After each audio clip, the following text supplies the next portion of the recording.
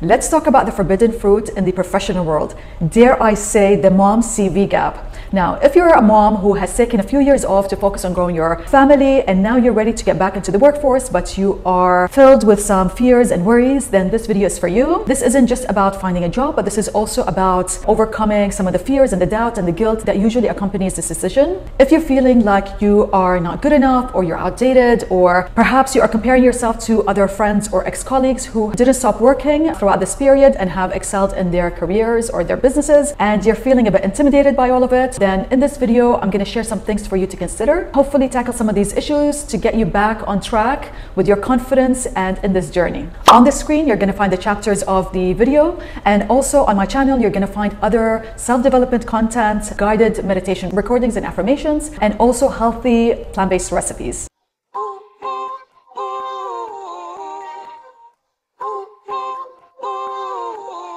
So this video isn't about whether or not you should be going back to the workforce. You might be going back to the workforce for financial reasons, or you might be going back to the workforce because you want to do it for yourself and you feel like you're ready. So that's obviously a very personal decision, and only you would know what's best for you and your family. However, this video is actually talking to the women that have decided to get back into the workforce and how to navigate your way in this process.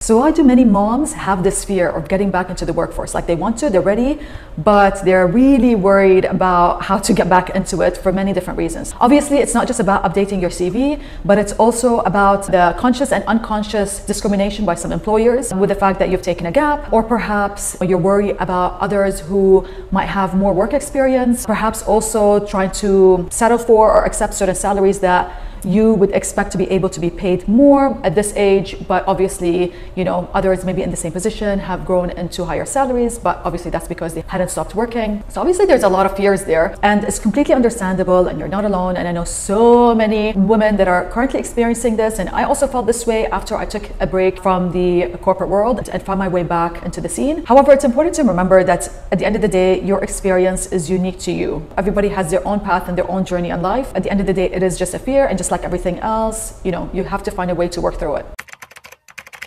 It's easy to look back now and say, I wish I didn't stop working, look at my CV gap, and having now to rebuild with your confidence and figuring out how to get back into it. But the truth is that grass is always greener on the other side. Nobody can really tell you what would have been a better path. And to live life this and with other things and always wonder, what if I had gone right instead of left with my decisions, is really, you'll never know. And I think it's just living in regret, and that doesn't do anybody any good. Also, you don't know if you had continued working, if you would look back now and also think to yourself, like, I wish I'd taken that time to spend those early years with my kids and been able to do that, and regretted not and focusing more on your career. So I don't think there's right or wrong. I think there is what's right for you. We're all trying to make the best decisions in the best way we know, what we think is right for us right now, you know, based on what we know. So don't, you know, dwell in the past or the feeling of guilt. We'll never really know. Also, there might be some guilt associated with having to go back to work or choosing to go back to work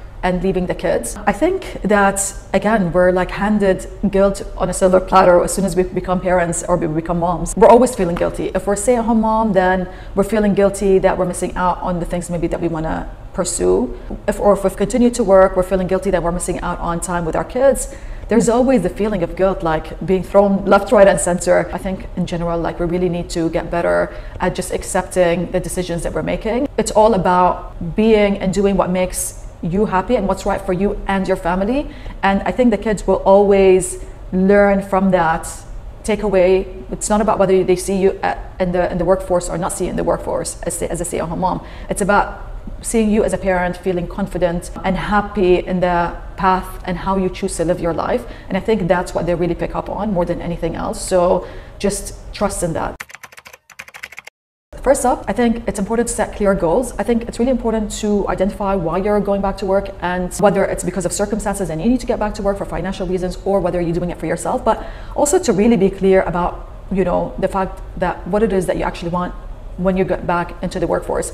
I think maybe in some cases women feel the pressure to have to go back to work when their kids got a little bit older, and they feel like their head is telling them that it's time now and you're able to now to get back into it as the kids are getting more occupied with longer school hours and after school activities, etc. But at the same time, perhaps you still feel like you would be emotionally, you feel like you're going to be missing out on some things to do, with the kids. So in a sense, you are looking, but you have something holding you back from actually getting back into it because you don't know how you're going to juggle the new lifestyle, how you're going to manage time and priorities. So I think it's really important to truly be clear about what it is that you want when you get back into the corporate world.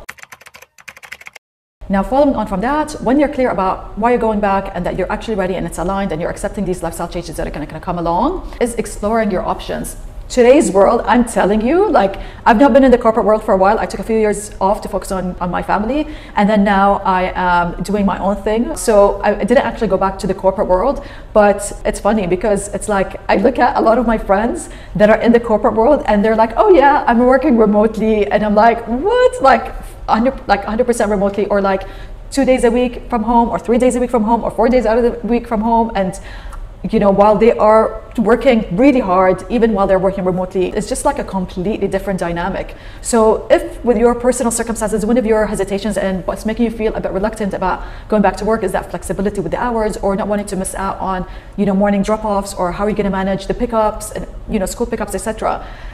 It's quite amazing to know that there are options out there. I'm not saying that exists in every single company. What I am saying is that there are certainly options, and there are things that you can look into and set as criteria for getting back into the corporate world. So there is no point in getting back into the corporate world and finding a job that is demanding in a certain sense, that has no flexibility, and that's like really going from two different kind of extreme worlds, and really kind of putting down on a pen and paper the criteria that you're looking for. And at least that will also help you, when you're looking out for things, and also being clear on what it is that you actually want, and having a better chance and likelihood in landing what it is that you actually desire. So yeah, be optimistic. Like, I think also from the time that you took that gap, the workforce really looks different. I think a lot of companies are a lot more understanding and flexible and respectful of the work-life balance. And even if the job requires you to physically be in the office, then there's a lot more understanding and allowing you to do certain things, whether it's a certain after-school activity or certain pickups, and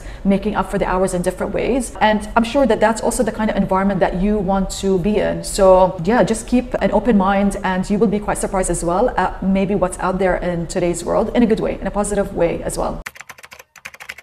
So now let's have an honest conversation about taking action. Yes, you might be in some sense at a disadvantage, perhaps with, the fact that you haven't been in the workforce up until now. I understand that. So what can you do? There's two things I want to talk about here. One is talking about what you can do in terms of your work development and also your personal development. So the work development, while you might not have been working in the field in the last few years, let's say, there's a lot that you can do to get up to date, so that you really bridge that gap that you might be feeling insecure, or that an employer might question when they're interviewing you. So for example, if you're in a certain field, let's say public relations, let's say you have not been in contact with some of the recent influencers, or haven't hosted events recently, should you have continued in the job, in the career that you would have been in. So like really being up to date with who are the most recent influencers within the industries that you are interested in. Look at some of the best practices that are happening with the companies and competitors that are out in the market. What are the kind of events that they've hosted? Who have they invited? What are the trending venues that they have used? Really doing your homework to be up to date with what's going on. So also when you're having these conversations with your potential employer in the interviews, you can really give them the confidence that even while you were on that break, you were super proactive in being aware of what's going on and doing that. Also signing up for courses. There's so many courses that, let's say you're in the PR field, there's so many courses that you can be signing up for when in relation to AI, or for example ChatGPT, and how to be more productive and efficient, to be up to date with the fast-paced changing world of today. But there are so many other things that you can also do that are obviously relevant within the field that you are exploring. There's also being proactive at networking, like attending all these events or networking events that are open to the public, or your mom networking events. There are so many things that are out there, I'm sure, within your specific community that are happening physically, but also maybe virtually as well. There are certain networking opportunities that you can take part in that helps you reconnect with people in the industry. LinkedIn, really kind of connecting and engaging with people that are in the field, and like commenting on their, maybe some of their work that they're posting or articles, and really getting back into the groove of things. So yeah, and like reconnecting with old colleagues, learning from them, asking them questions, seeing if there are any opportunities that are out there, and finding your way back. I'm sure as well with a lot of the connections that you had before, that some of them can actually help guide you and support you in finding your way back into the corporate world. And also make sure to prepare yourself for probably the inevitable question of the gap. It's really important to really own it, and believe in yourself, believe in the decision that you make. Like, don't feel guilty or doubtful of perhaps having taken that time off, like really owning it. At the end of the day, you don't know who you are going to be interviewed by. Maybe the person that is going to be interviewing you is somebody who themselves has taken a career break to focus on their families. Maybe it's somebody whose wife is currently in a career break or has done it also themselves. Maybe it's somebody whose sister has done it, and maybe it's just somebody who doesn't even have any children, but it's somebody who highly respects, shares the same values, and taking actions towards your priorities. And if your family was your priority at that certain time, that they'd really respect that, and they'd really value that, and they'd really appreciate that, and they would see through that. And also that's quite a reflection of the kind of the company and the environment and the employer that you would want to ideally work with and work in, that really respects and appreciates and doesn't undermine those decisions. So really be brave and own it, and not feel like you need to find the excuse or the reason that you have made this decision.